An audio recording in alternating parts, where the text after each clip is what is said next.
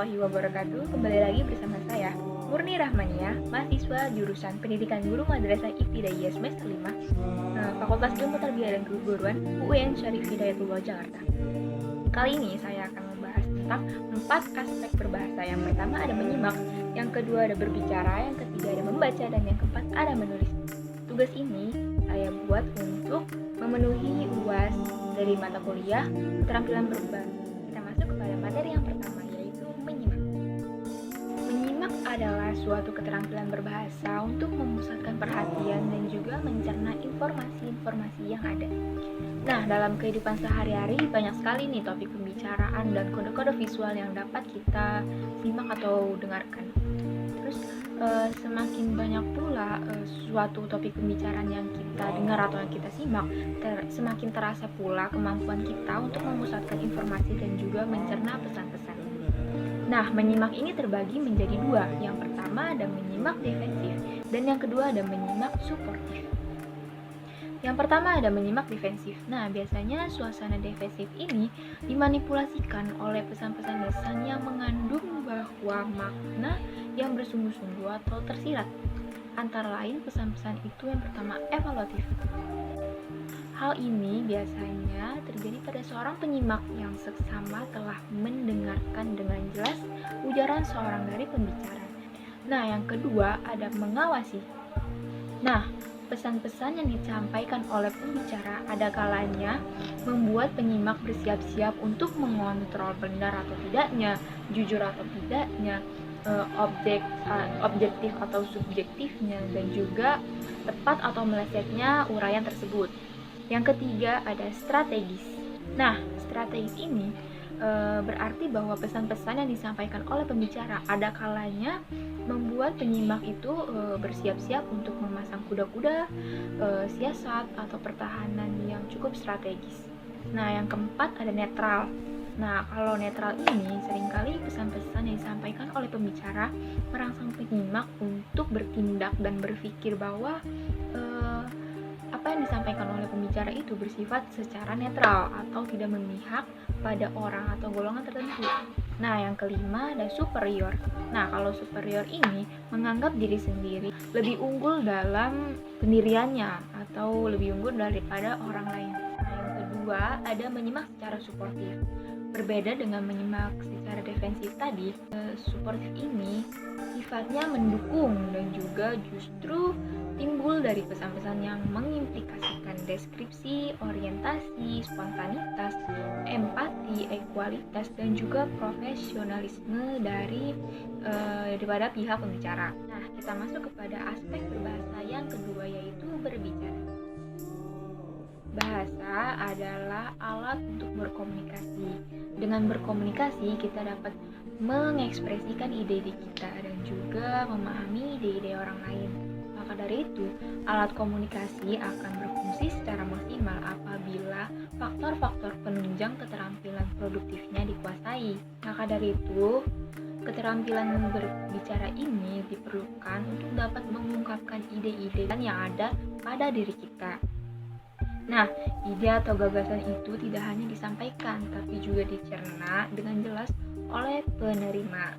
Nah, bagaimana sih cara menyampaikan gagasan atau ide kita kepada penerima informasi? Nah, caranya itu bisa kita dapat menggunakan struktur kalimat yang sederhana serta bersifat efektif dan juga efisien. Dalam berbicara ini, berbicara mempunyai hubungan-hubungan yang erat dengan 4 aspek bahasa lainnya. Di sini ada hubungan berbicara dengan menyimak, ada hubungan berbicara dengan membaca, dan juga ada hubungan berbicara dengan menulis. Yang pertama ada hubungan berbicara dengan menyimak.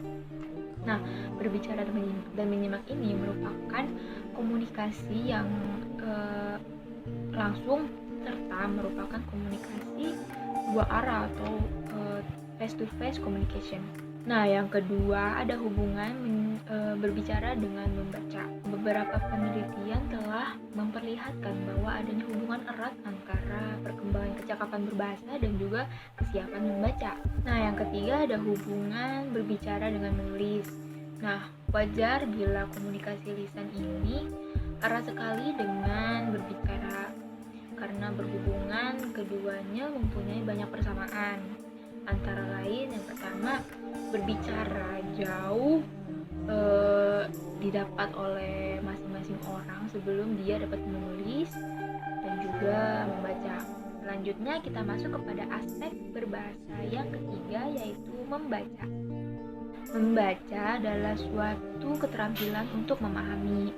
Membaca juga dapat membantu kita dalam mengembangkan seluruh bagian-bagian berbahasa. Contohnya ada kosakata, ada ejaan, ada struktur berbahasa atau kalimat, dan juga penulisan. Membaca mampu meningkatkan intuisi berbahasa kita dengan cara yang sesuai. Saat kita berbicara, otak kita akan mencerna informasi-informasi yang ada dan juga mengimitasinya. Nah, informasi itu akan disimpan di memori yang lain, dan pada lain kesempatan informasi ini dapat kita gunakan untuk berbicara dan juga menulis.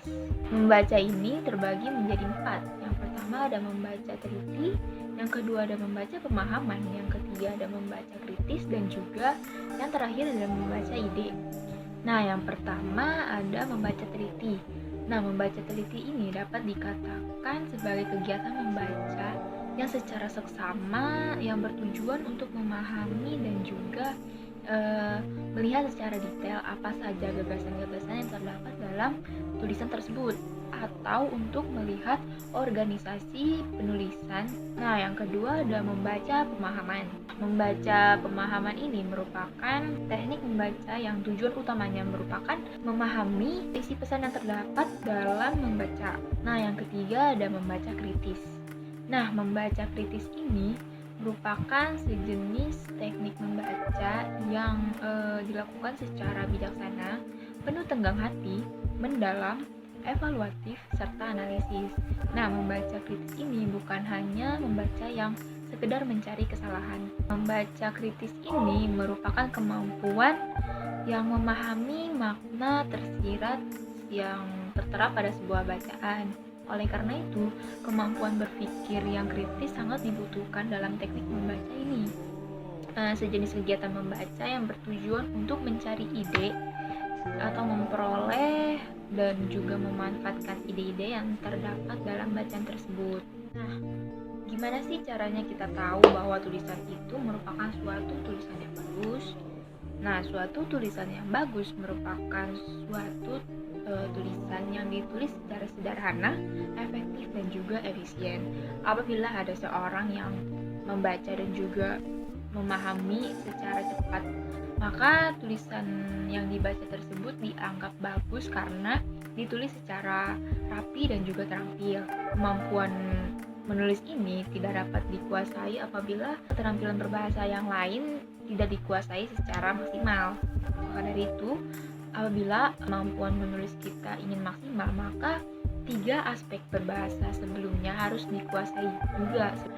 Itu dia tuh 4 aspek berbahasa yang selama ini kita gunakan. Yang pertama ada menyimak, yang kedua ada berbicara, yang ketiga ada membaca, dan juga yang terakhir ada menulis.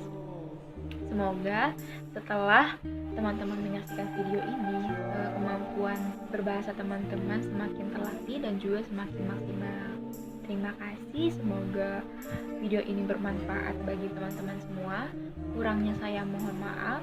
Billahi taufiq wal hidayah. Wassalamualaikum warahmatullahi wabarakatuh. Terima kasih.